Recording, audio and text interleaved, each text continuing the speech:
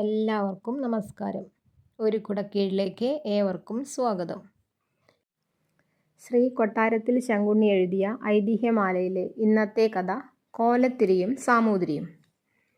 പണ്ടൊരിക്കൽ കോലസ്വരൂപത്തിങ്കൽ രാജാവ് കോഴിക്കോട്ട് സാമൂതിരി രാജാവിനെ കാണാനായി വന്നിരുന്നു. അന്ന് രണ്ടുപേർക്കും രാജാധിപത്യമുള്ള കാലമാണ്. തമ്മിൽ കണ്ടാൽ രണ്ടുപേരും പുറമേ ഭംഗിക്ക് വളരെ സ്നേഹം ഭാവിക്കുകയും പരസ്പരം അങ്ങോട്ടും ഇങ്ങോട്ടും പോവുകയും വരികയുമൊക്കെ പതിവുണ്ടായിരുന്നു. എങ്കിലും ഉള്ളിൽ പരസ്പരം മത്സരവും ആക്ഷേപവും ധാരാളം ഉണ്ടായിരുന്നു.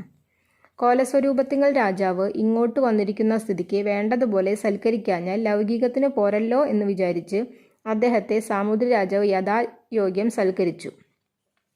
ഊണ് കഴിഞ്ഞ് രണ്ടുപേരും കൂടി സ്വൈരസല്ലാപം ചെയ്തുകൊണ്ടിരിക്കുമ്പോൾ കോലസ്വരൂപത്തിങ്കൽ രാജാവ് അകത്ത് നിരൂപിച്ചുകൊണ്ട് നേരം പോക്കെന്നുള്ള ഭാവത്തിൽ സാമൂരി കത്തുമോ എന്ന് ചോദിച്ചു.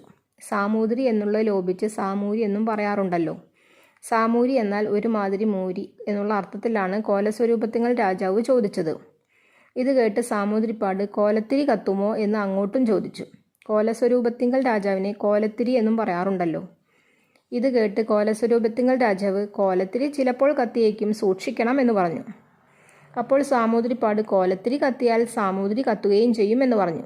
ഇങ്ങനെ അനേകം നേരം പോക്കുകളും പറഞ്ഞ് രസിച്ചിരുന്നതിൻ്റെ ശേഷം കോലസ്വരൂപത്തിങ്കൽ രാജാവ് സന്തോഷഭാവത്തിൽ യാത്ര പറഞ്ഞു പോവുകയും ചെയ്തു. പിന്നെ വളരെ കാലം കഴിഞ്ഞതിൻ്റെ ശേഷം കോലസ്വരൂപത്തിങ്കൽ രാജാവ് വിശേഷ മാതിരിയെങ്കിൽ പണി കഴിപ്പിച്ചിട്ടുള്ള ഒരു പെട്ടി പൂട്ടി താക്കോലോടുകൂടി ഒരു ഭൃത്യൻ വശം സാമൂതിരിപ്പാട്ടിലേക്ക് സമ്മാനമായി കൊടുത്തയച്ചു. ആ പെട്ടിക്കകത്ത് വെടിമരുന്ന് നിറച്ചിരുന്നത് കൂടാതെ പെട്ടി തുറന്നാലുടനെ വെടിമരുന്നിന് തീ പിടിച്ചു പെട്ടി തുറക്കുന്ന ആളുടെ മുഖവും ദേഹവുമെല്ലാം കത്തിപ്പോകത്തക്കവണ്ണം ഒരു സൂത്രവും പറ്റിച്ചിരുന്നു. കോലത്തിരി കത്തുമോ എന്ന് സാമൂതിരിപ്പാട് മുമ്പ് ചോദിച്ചിരുന്നതിന് ഒന്ന് കത്തിക്കണമെന്നുള്ള വിചാരത്തോടു കൂടിയാണ് ഈ ചതി പ്രയോഗിച്ചതെന്ന് പറയണമെന്നില്ലല്ലോ. ഭൃത്യൻ പെട്ടി താക്കോലോടുകൂടി സാമൂതിരിപ്പാട്ടിലെ അടുക്കൽ കൊണ്ടുചെന്നു കൊടുത്ത് കോലസ്വരൂപത്തിങ്കൽ രാജാവിൻ്റെ സമ്മാനമാണെന്നുള്ള വിവരം അറിയിച്ചു.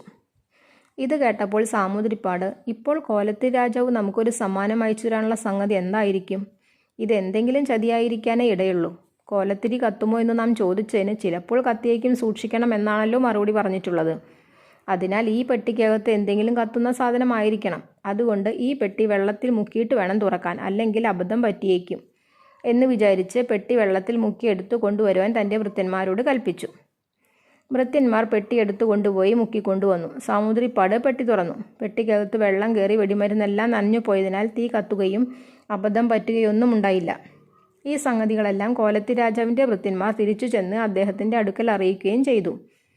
തൻ്റെ പ്രയോഗം പറ്റിയില്ലല്ലോ എന്ന് വിചാരിച്ച് കോലത്തിരി രാജാവിന് വളരെ കുണ്ഠിതമുണ്ടായി എന്നുള്ളത് പറയേണ്ടതില്ലല്ലോ.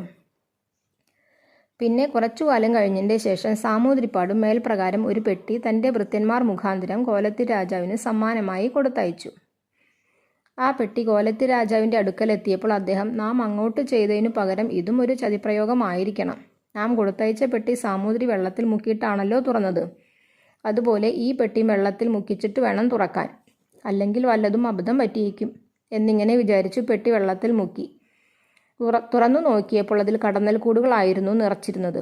പെട്ടിക്കകത്ത് വെള്ളം കയറിയപ്പോഴേക്കും കടന്നലുകൾ അതികോപത്തോടു കൂടി ഇളകിവശായി. ആ സമയത്താണ് കോലത്തിരി രാജാവ് പെട്ടി തുറന്നത്. പിന്നത്തെ കഥ പറയണമെന്നില്ലല്ലോ. കടന്നലുകളുടെ കുത്തുകൊണ്ട് കോലത്തിരി രാജാവിന് നിവൃത്തിയില്ലാതെയായി. അദ്ദേഹം ഇതിലധികം വിഷമിക്കേണ്ടതില്ല. അനേകം ആളുകൾ കൂടി കടന്നലുകളെ അടിച്ചും തീവച്ചും ചുട്ടും മറ്റും നശിപ്പിച്ച് രാജാവിൻ്റെ പ്രാണനെ രക്ഷിച്ചു എന്ന് പറഞ്ഞാൽ മതിയല്ലോ. Thank you.